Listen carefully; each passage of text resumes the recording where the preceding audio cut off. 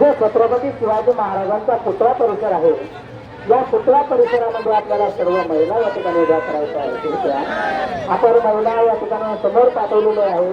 आपणही त्या महिलांच्या ज्या शिस्तीचं पालन आपणही करावं, ही आपण या ठिकाणी आचारसंहिता आहे आणि या आचारसंहितेचं काटेकोरपणे पालन करावं ही आपल्या कळकळीची विनंती आहे।